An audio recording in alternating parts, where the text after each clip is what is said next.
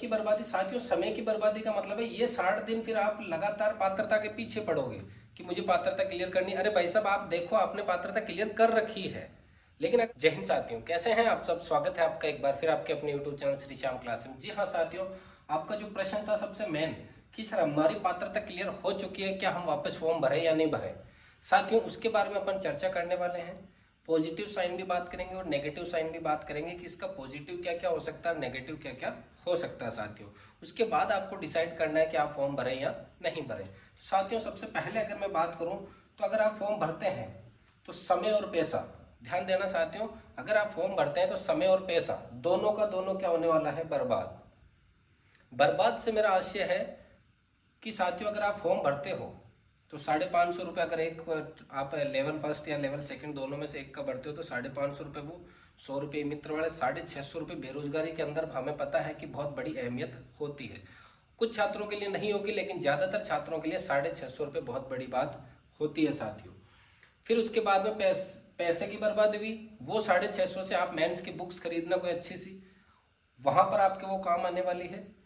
उसके बाद बात करें समय की बर्बादी। साथियों समय की बर्बादी का मतलब है ये 60 दिन फिर आप लगातार पात्रता के पीछे पड़ोगे कि मुझे पात्रता क्लियर करनी। अरे भाई साहब, आप देखो आपने पात्रता क्लियर कर रखी है, लेकिन अगर आप फॉर्म भर देते तो माइंड में एक थॉट बैठ जाएगा कि मुझे पात्रता क्लियर करनी है वापस अच्छे नंबरों से।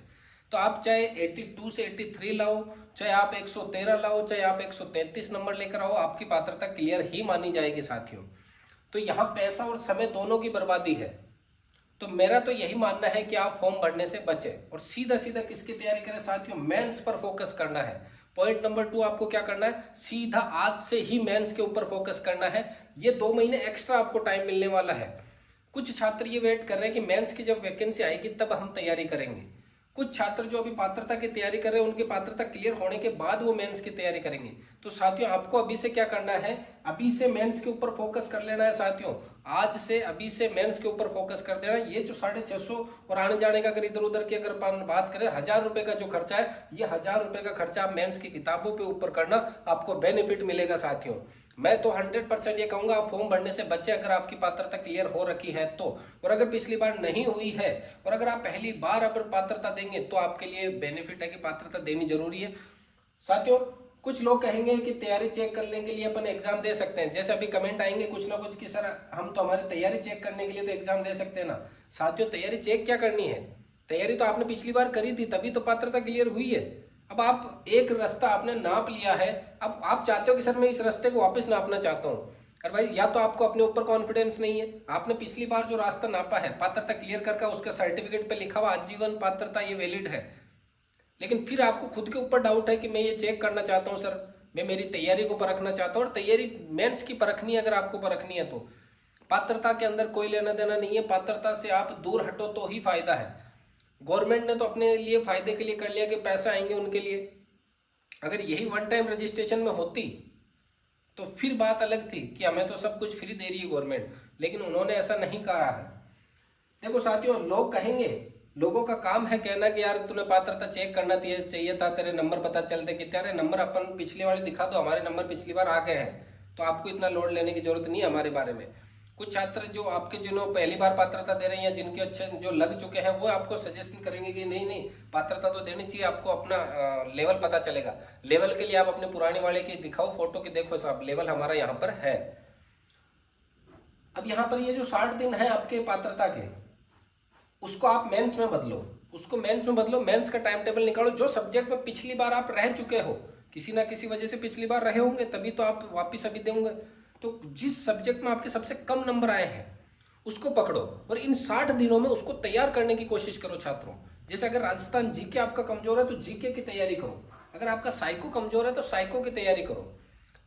तो साथियों यहाँ पे कहने का मतलब है 60 दिनों में ये जो आप पात्रता को टाइम दोगे वो टाइम आपको किसको देना है, जीके को। आपका जो जिस सब्जेक्ट में आपके नंबर कम आए हैं उस सब्जेक्ट को अगर आपने दे दिया साथियों तो आपको वापस दोबारा पात्रता की तरफ देखना नहीं पड़ेगा। सीधा आप जब मेंस लोग पात्रता देने के बाद रिजल्ट के बाद जब मेंस की वैकेंसी आएगी तो आप उनसे आधा आगे रहोगे, उनके आधे सिलेबस से ज्यादा रहोगे आगे की तरफ।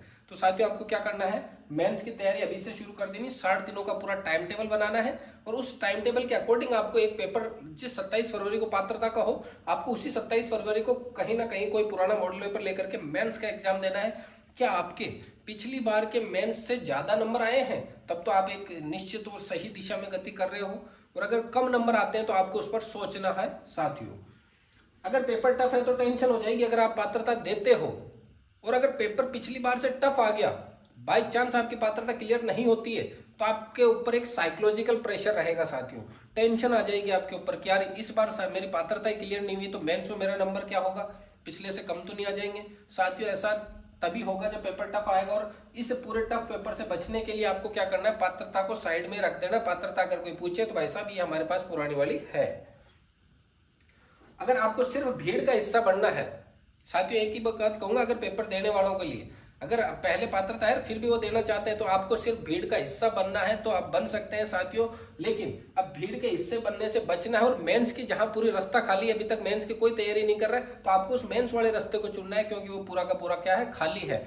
अभी आप दौड़ना चाहते हो उस पर तो आप बहुत तेज दौड़ सकते हो, लेकिन ये जो पात्रता का रास्ता है वो बहुत भीड़ से भरा हुआ है, इस पे आप तेज दौड़ना चाहोगे नहीं दौड़ पाओगे साथियों। इसलिए मेरा मानना है कि आपको पात्रता देने से बचना चाहिए जिनकी पात्रता पहले से क्लियर है साथियों। तो ये कुछ टॉपिक थे, कुछ पॉइंट थे, अगर ये आपने समझ लिए साथियों तो मैं कह सकता हूं आप पात्रता देने से बचोगे साथियों। अगर पहले पात्रता क्लियर है तो बिना मतलब का कोई झंझट नहीं पालना, आपको पात्रता नहीं देनी है साथियों। समय और पैसे की बर्बादी होगी, मेंस पर फोकस रखना है। लोग कहेंगे तैयारी चेक कर लो, लेकिन आपको नहीं करनी है, आपको अपने तैयारी के ऊपर पूरा विश्वास है, सीधी मेंस की तैयारी करनी है। 60 दिनों का जो टाइम है आपके पास वो किसको देना है, मेंस को देना है। मेंस के उस सब्जेक्ट को देना जो आप पिछली बार रह गए हो। और अगर पेपर टफ होता है तो आपको टेंशन होगी, लाजमी है ऐसा तो। और अगर पेपर सरल आता है तो कॉन्फिडेंस भी बढ़ता है। आप कहोगे सरल आ गया तो कॉन्फिडेंस बढ़ेगा, कॉन्फिडेंस बढ़कर कहाँ जाएगा, कॉन्फिडेंस तो पिछली बार पात्रता क्लियर हुई तभी आपका बढ़ गया है साथियों। लास्ट में यही है कि साथियों भीड़ से बचना है आपको, और क्या करना है, सिर्फ एक ही टारगेट रखना, मेंस। पात्रता को जो आपको भटकाने की कोशिश कर रही है गवर्नमेंट, उसको आपको भटकना नहीं है, आपका एक ही टारगेट होना चाहिए, मेंस। जिस प्रकार से अर्जुन को मछली की आंख दिखती है, आपको मेंस दिखना चाहिए। पात्रता वाला जो साइड में दिख रहा है उसको नहीं देखना है, आपको सीधा मेंस की तरफ फोकस रखना है। अगर यही मेंस की फोकस रखा तो साथियों मेंस की जो पीडीएफ आएगी रिजल्ट की, उसमें आपके रोल नंबर जरूर मिलने वाले हैं साथियों। तो मिलते हैं साथियों, अगर आपको क्लास पसंद आई है तो वीडियो को लाइक करेगा, अपने दोस्तों के साथ शेयर जरूर कीजिएगा साथियों। मिलते हैं अगली क्लास में, तब तक के लिए जय हिंद, वंदे मातरम।